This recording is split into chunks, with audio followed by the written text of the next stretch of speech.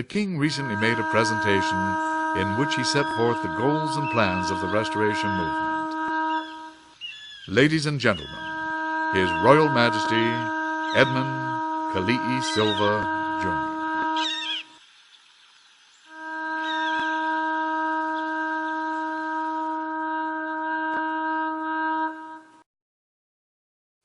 Few men are willing to brave the disapproval of their fellows, the censure of their colleagues, and the wrath of their society. Moral courage is a rarer commodity than bravery in battle or intelligence.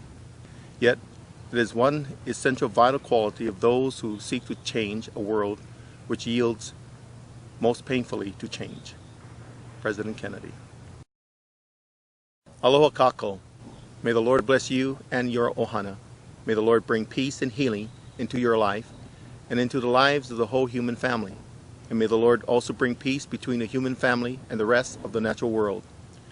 At the request of Hawaiian Kupuna elders, I agree to serve as Ali'i Nui Mo'i, High Chief King, and to restore Ke Aupuni o Hawai'i, the Kingdom of Hawai'i.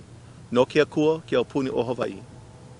Those who know the history of Ke Aupuni o Hawai'i understand that in 1893, a small group of people overthrew the government of the kingdom. The perpetrators were United States citizens who in some cases had intermarried with indigenous Hawaiians to gain influence within the ruling Hawaiian families, and to use that influence to undermine the existing Hawaiian civilization. Their goal was to avoid paying tariffs on sugar exported to the United States by annexing Hawaii to the United States. They pronounced themselves a provisional government when their actual purpose was destruction of the nation. In order to avoid bloodshed, Queen Lili'uokalani, the constitutional monarch and matriarch of the Hawaiian nation, stepped aside temporarily, putting her unwavering faith in God that the United States government would restore her to the throne. Her deep-rooted Christian faith sustained her even through her darkest hours, hoping that the President of the United States and the United States Congress would do the right and noble thing. Within a few months, the President of the United States, President Cleveland, declared the insurrection illegal and called on the U.S. Congress for the restoration of the Queen and the unlawful provisional government of the Hawaiian Kingdom dissolved. Before the Queen could be returned to her throne, President Grover Cleveland, a beloved friend of the Queen, was replaced by duly elected President William McKinley, an opportunist, seeing the great value Hawaii would become for the United States. President McKinley did not honor the wishes of President Grover Cleveland. Unfortunately, that restoration did not take place during the following 118 years. In 1993, the United States Congress passed and President Clinton signed what is now known as the Apology Resolution.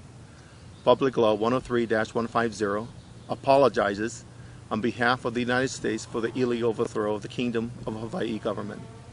The resolution admits that the Hawaiian people never gave up their sovereignty, their right to worship God, and to live in harmony with nature and nature's gods, nor did they give up their language, lands, culture, traditions, and way of life. The findings of fact in this resolution are indisputable proof of the kingdom's right to be restored to its full independence and its rightful place in the communities of nations. The resolution established a moral obligation on the part of the United States to aid in that restoration. This apology did not, however, lead to any positive action by the United States to restore the independence of the Hawaiian nation.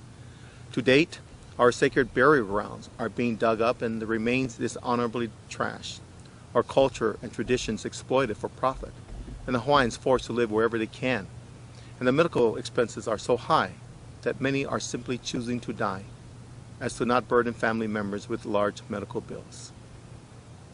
Aside from all these horrible results of the overthrow, the lands have been stolen away from the Hawaiians that was given to them by King Kamehameha III. These lands are allodial titled and protected under the seal of the king. Numerous well-meaning groups and individuals tried over the years to resolve at least some level of independence. In doing so, they kept Ke Aupuni o Hawai'i alive in the hearts and minds of its people.